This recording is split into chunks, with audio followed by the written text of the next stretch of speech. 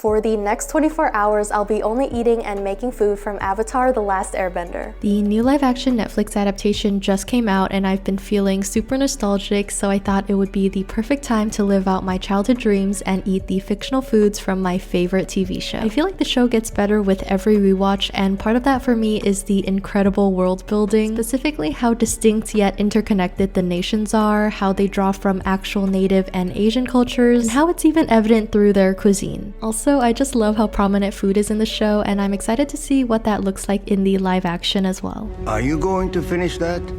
I was going to save it for later. Anyways, let's start with breakfast. You can't talk about foods from Avatar and not mention the Cabbage Man. He's everywhere and always losing his cabbages, which is hilarious, but honestly, someone please check up on him. I hope he's okay. This place is worse than Omashu! But since cabbage isn't actually a dish, I decided to turn it into a topping for Iroh's Jook in Book 2. Rice porridge is a common breakfast food and it's something your parents make you when you're sick. For the Jook, bring a large pot of water to a boil. I like to toss a few slices of ginger in mine and we'll fish those out later, but it's because I like the taste but hate biting into actual pieces of it in my porridge. And once that's boiling, stir in the washed rice and let it simmer on low for 20 minutes. In the meantime, we can make our toppings. Heat a large skillet with a bit of sesame oil over medium heat and gently fry the green onions until they're slightly softened and brown. You can remove them and toss the cabbage directly into the delicious scallion oil and finish it with some soy sauce and sugar. And at this point, the rice should be fully cooked, but to get that signature thick and creamy consistency, whisk it for a few minutes with a whisk, or a ladle would work too, but yeah, just whisk it until most of the rice is broken up and it looks like this. Then you can serve it up with your toppings. I also added a soft-boiled egg and chili oil to mine.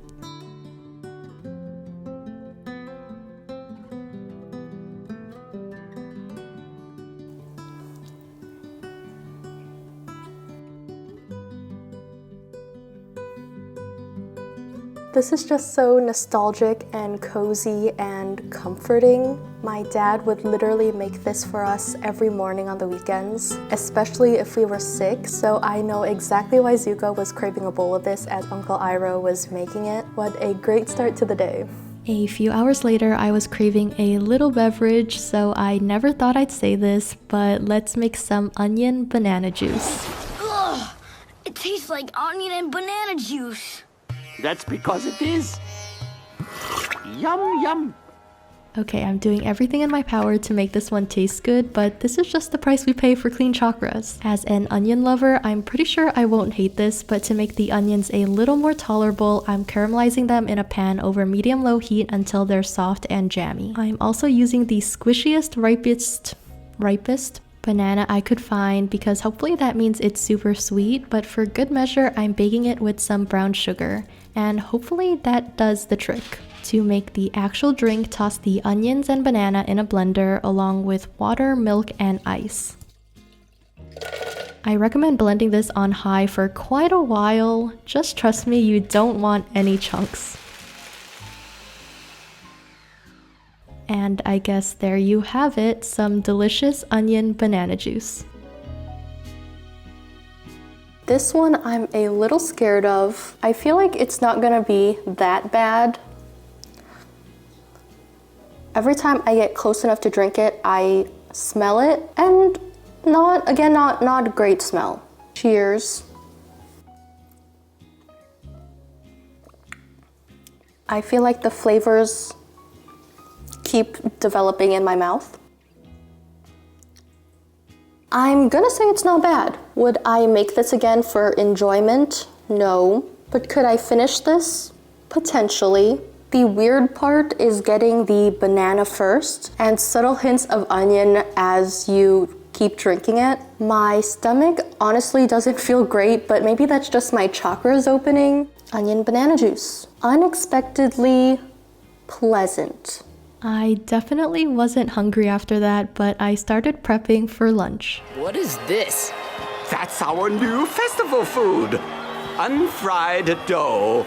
May we eat it and be reminded of how on this day the Avatar was not boiled in oil. While developing the recipes for this video, I saw that most people have made actual unfried raw yeast dough or cookies resembling the ones from the show, but I wanted to make something that was both visually similar and also edible. So I'm making my eggs into thick cut noodles, and I think they turned out so cute. Into a large bowl, add flour, a pinch of salt, and warm water. Combine the ingredients thoroughly until it forms a ball and let it rest for a few minutes before kneading it again, this time until the dough is super smooth.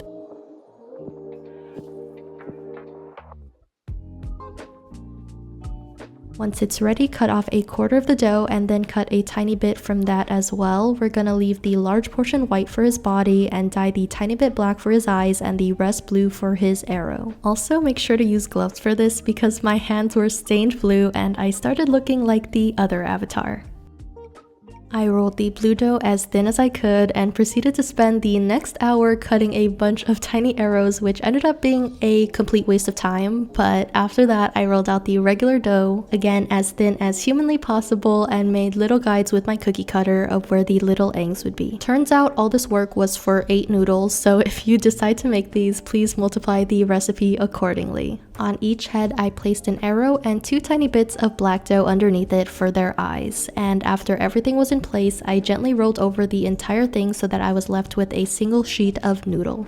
Finally, you can cut out all of your little eggs and boil them for 3 to 4 minutes. And technically, we're not cheating here because he's being boiled in water and not oil. Okay, look how cute they turned out. You can totally eat them plain, but to make this an actual meal, I turned them into my favorite chili oil noodles. It's super simple. In a bowl, toss in chopped scallions and garlic, along with chili crisps, soy sauce, and ponzu. Do I have a lisp? Anyways, pour over hot neutral oil and then toss the noodles in the sauce until they're fully coated and enjoy your leveled up unfried dough. This might be my greatest accomplishment in life. They turned out so cute. They're so floppy. You're kidding me. I think this is the best thing I've ever made. Not only are the unfried dough noodles freaking adorable, they're the perfect thick and chewy texture, and the chili oil, I don't even have words. Now, I don't know about you, but snack time is probably the best part of my day, and I'm even more excited for it today because I finally get to try Flaming Fire Flakes, best in town. I'll take them.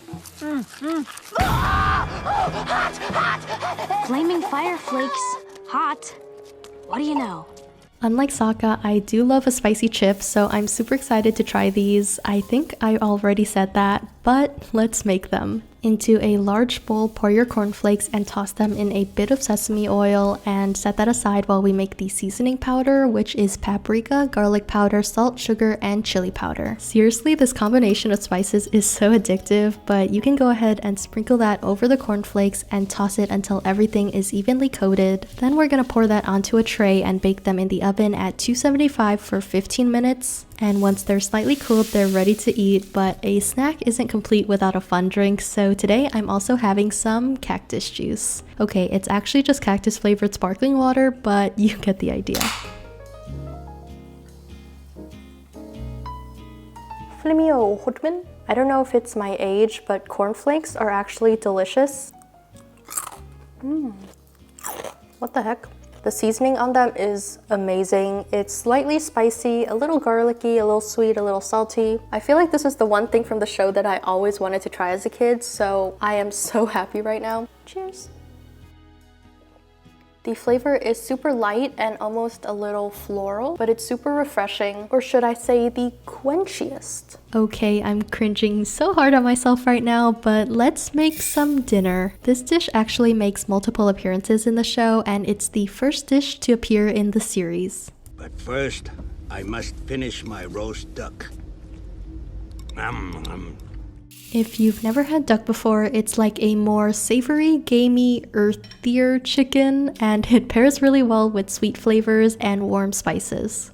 I'm cheating a little bit here, and I'm using this pre-cooked roasted duck from Costco, but we're making a beautiful glaze for it. So in a small bowl, add brown sugar, 5-spice powder, black pepper, soy sauce, sesame oil, and freshly grated garlic and ginger. Also, I can't figure out how to use this microplane for the life of me, so if you have any tips, please let me know before I slice a finger off. Anyways, mix that all together and brush half of it over the duck and place it in the oven for 10ish minutes so that the duck can start absorbing all of those delicious flavors. Then baste the duck with the remaining sauce and let it cook for another 10 to 15 minutes until the skin is caramelized, slightly crispy, and dark golden brown. Iroh's duck seemed to be chopped into small pieces, so I did the same and served it on top of a bed of warm steamed rice.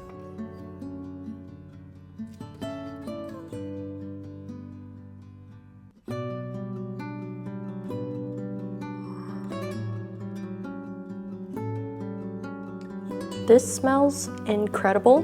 Cheers. What the heck? The duck itself is super succulent and moist, but the skin is the real star. It's a little fatty, a little crispy, but it has that caramelized glaze on top, which is perfection. Okay, at this point it was getting a bit late, but I was determined to make a dessert from this series. And there were so many to choose from, but this one caught my eye because growing up and seeing the foods you ate appear on a Nickelodeon show was just so special. So hungry. Is that egg custard in that tart?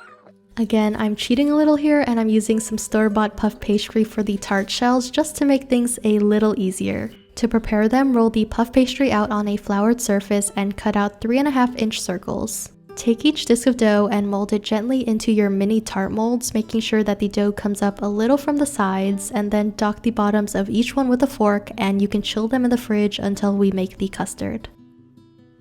In a small saucepan, heat the sugar, water, and cinnamon stick until the sugar is fully dissolved to make a syrup. Remove it from the pan and set it aside to cool, but in the same saucepan over low heat, we can whisk together the flour and milk until it thickens up like this. Turn off the heat and mix in the sugar syrup, egg yolks, and vanilla.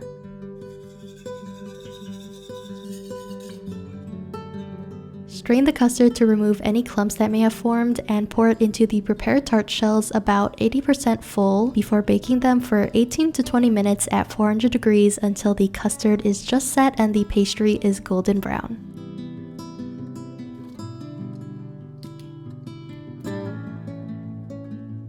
You can enjoy them by themselves, but I can't resist having mine along with a cup of tea.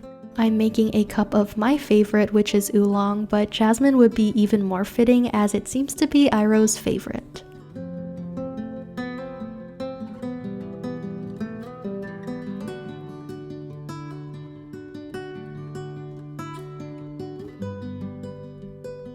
Hello, I'm honestly so exhausted from cooking all day, so I'm super excited to have a little treat before bed, so let's try it.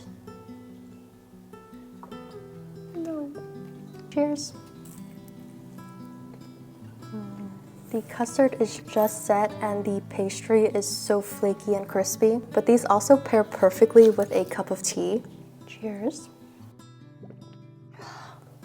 I love tea so much. I can definitely see why Aang was fiending over these egg tarts and why Iroh loves tea so much. Egg tarts used to be my favorite dessert growing up because my family would go to dim sum every Sunday, so having it with a cup of tea is so nostalgic and the perfect way to close the day. And now I can finally say that I fulfilled my childhood dream of eating foods from Avatar: The Last Airbender. Thanks for hanging out with me. I'll see you next time. Good night.